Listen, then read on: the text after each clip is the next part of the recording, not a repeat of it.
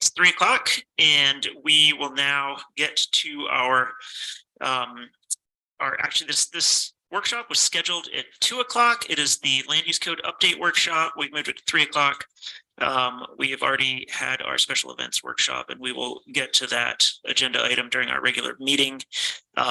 So I will now open our land use code update workshop, and all present are the same as we're here for the prior workshop, and I will turn it over to Elisa Martin from Planning and Zoning. Thanks, Elisa. You.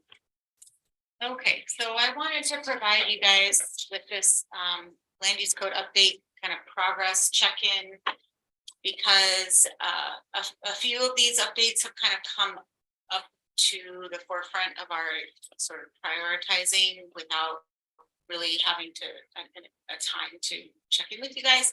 Some of these are already been prioritized for right now, so I just wanted to let you know where we're at with them. With a lot of these land use code updates, some of them have been flagged throughout months and months of, all of the times that we realize something is wrong with our land use code or could be improved.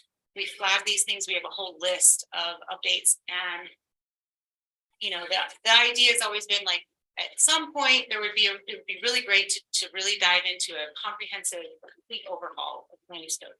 But some of these have been have risen to more of a pertinent status, and so we're just trying to tackle them right now. And it's kind of really taking up more of our time than I originally had planned. But they're important because some of these will help to remove barriers to affordable housing, and also encourage residential development. And then there's also one that would take advantage of the state's current water rebate program to address water consumption due to landscaping. And it's also the case that the city of Moab is doing their landscaping requirements update to their code. So I'll just dive into our presentation here, and you guys can at any point chime in and ask questions. So some of you may know that the multifamily residential 45 unit per acre density bonus was put on hold. Originally, we had planned to implement this with the comprehensive future land use plan updates that we were going to do after the future land use plan was adopted.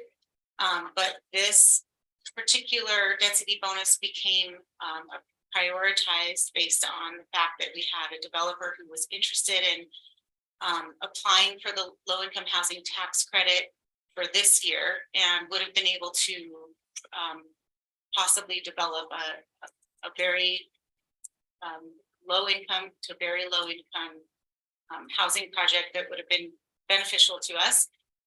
They still want to do this, but they put this on hold.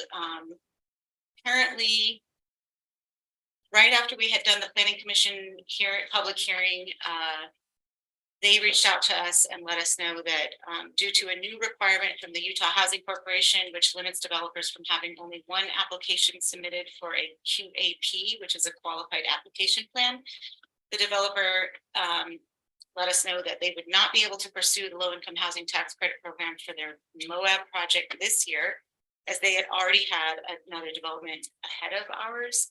So they can only do one at a time each year, I guess, and that's somewhat new, I guess, to them. So they did say that they hope to come back in 2024 and apply for the low-income housing tax credit for this project at that time. So our plan at this point is to work this update back into the comprehensive land use code update that was originally going to establish all three of the new MFR zoning districts out of the future land use plan, and work with our consultants that we have on contract to help us develop that program.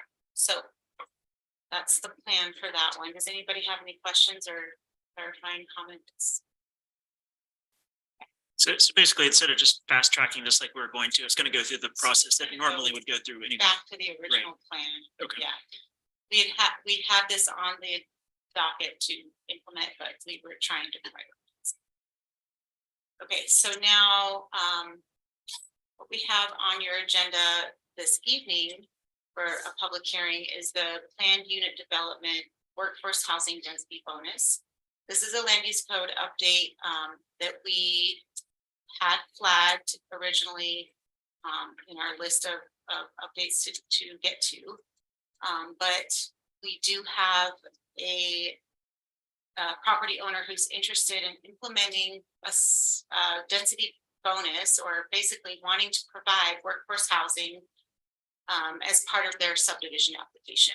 And we don't have that option available right now. And the only thing we do offer in our PUD density bonus is affordable housing, which is income restricted. It's much more, I think, difficult for developers to make it pencil. And we've never had any developers, as far as I've been on board, that have opted into this density bonus. So we originally had planned to tackle this at some point, but basically the idea is to amend the affordable housing density bonus in order to make it more attractive, maybe just up the numbers a little bit, and then also establish an actual workforce housing density bonus incentive.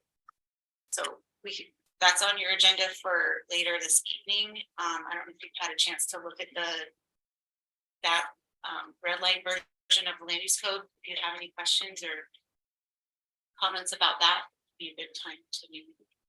Yeah, I have questions and comments.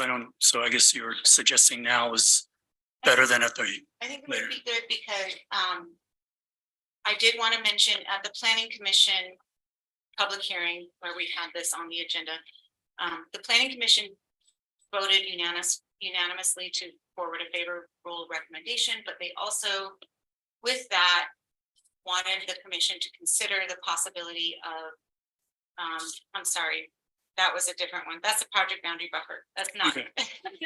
They were actually good with the PUD workforce housing density bonus. That one is, that was unanimously voted in favor to recommend guys for approval. Okay, so so one question, so I don't have it in front of me right now, but you have this table that I think it's the MFR, large lot residential, small lot residential zones, and what the